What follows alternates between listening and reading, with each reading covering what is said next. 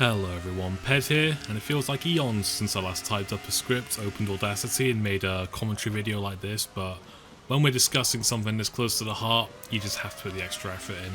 I might get a little bit sentimental, I might even get a little bit mushy, but like I said, this car holds quite a bit of sentimental value for me.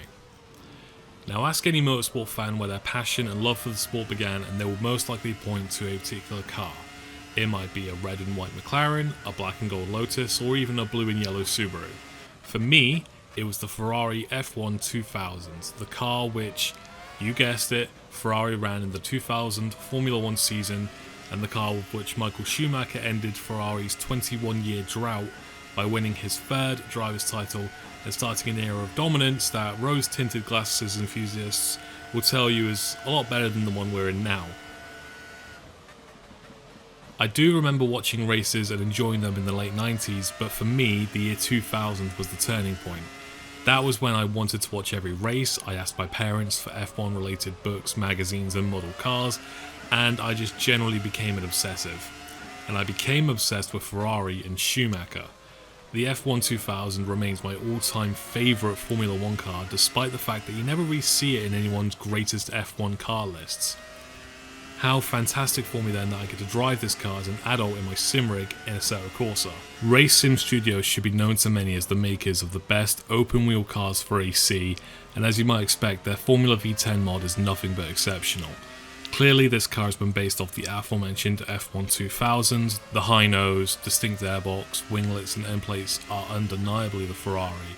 2000 was the last year before teams adopted traction control and other electronic aids, so what you have here is an absolutely brutal piece of machinery that if you just stamp your foot down, will kill you. And your family. The low grip groove tyres, which I despise, I think they were a short-sighted decision by the FIA and they long outstayed their welcome, do not help. You have to be extremely delicate with throttle, especially on off-camber corners. Like I said, think of your family before you hit the loud pedal. That's not to say the car doesn't have grip, it produces a lot of downforce, so in high speed sections you are glued to the track, the distinct high nose giving you a little bit of extra bite in turning, but the back end is just waiting to loop round if you're a little bit too eager with your right foot. I do think that RSS could have done a better job with the baseline setup for this car. It's incredibly edgy and it makes you want to tiptoe around corners instead of attacking them. I did however find that the car is much more civilized on the hard tyres to the point where it's almost a night and day difference.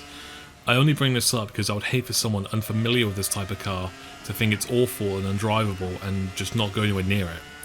Fortunately for small-brained people like me who don't understand how to set up a car, a user by the name of Mitya Bonka, I've probably pronounced that completely wrong, has posted a setup for Barcelona on Race Department. I found this to be a better baseline setup more than anything, and it's what I've been using on all the tracks in the footage you're seeing now. I'll post a link in the description.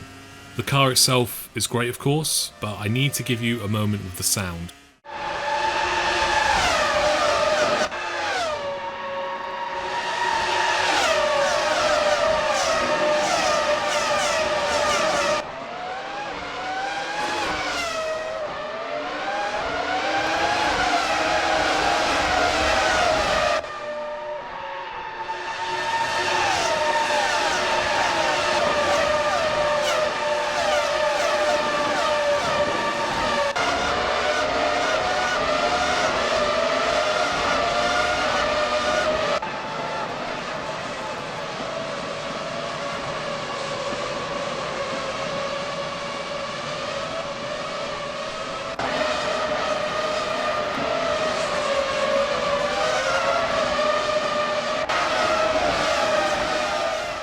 I'm not really one of these people who thinks that F1 needs to go back to sounding like this, but it definitely stirs something in the soul. It's like an old song from when you were younger. What else can I say in the sound department? RSS have knocked it out of the park.